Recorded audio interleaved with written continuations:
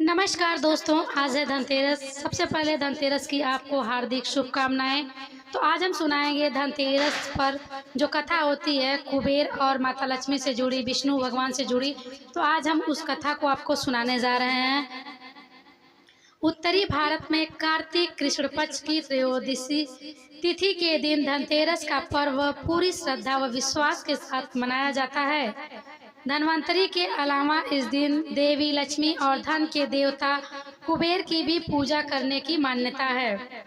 इस दिन को मनाने के पीछे धनवंतरी के जन्म लेने की कथा के अलावा दूसरी कहानी भी प्रचलित है।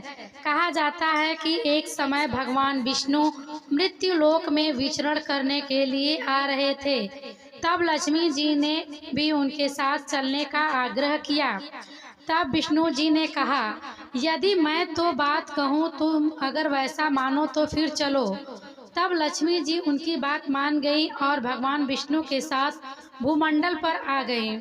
कुछ देर बाद एक जगह पर पहुंचकर भगवान विष्णु ने लक्ष्मी जी से कहा, जब तक मैं न आऊं तुम यहाँ ठहरो। मैं दक्षिण दिशा की ओर जा रहा हूँ, तुम उधर मत आना।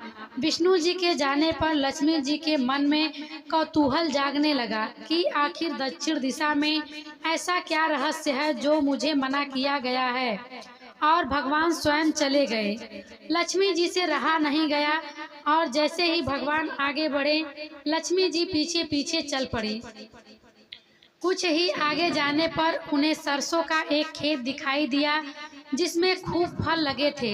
सरसों की शोभा देखकर वह मंत्रमुग्ध हो गईं और फूल तोड़कर अपना श्रृंगार करने के बाद आगे बढ़ी। आगे जाने पर एक गन्ने के खेत में लक्ष्मी जी गन्ने तोड़कर चूसने लगी। उसी क्षण विष्णु जी आए और यह देखकर लक्ष्मी जी पर नाराज होकर उन्हें शाप दे दिया कि मैं तुम्हें इधर आने को मना किया था, पर तुम न मानी और किसान की चोरी का अपराध कर बैठी। अब तुम इस अपराध के जुर्म में इस किसान की 12 वर्ष तक सेवा करो। ऐसा कहकर भगवान उन्हें छोड़कर क्षीर सागर चले गए। तब लक्ष्मी जी उस गरीब किसान के घर रहने लगी।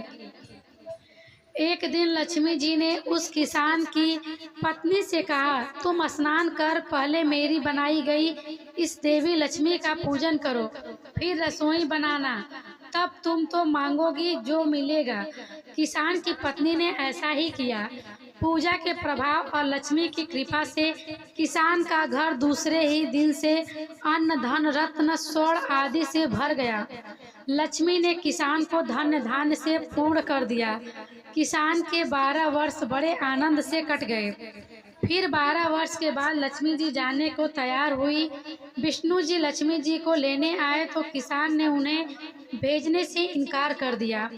तब भगवान ने किसान से कहा कि इन्हें कौन जाने देता है, यह तो चंचला है, कहीं नहीं ठहरती, इनको बड़े बड़े नहीं रोक सके। इनको मेरा शाप था, इसलिए 12 वर्ष से तुम्हारी सेवा कर रही थी। तुम्हारी 12 वर्ष सेवा का समय पूरा हो चुका है। किसान हठ पूर्वक बोला कि नहीं, अब मैं लक्ष्मी जी को नहीं जाने दूंगा। तब लक्ष्मी जी ने कहा कि हे किसान, तुम मुझे रोकना चाहते हो तो मैं कहूँ ऐसा करो।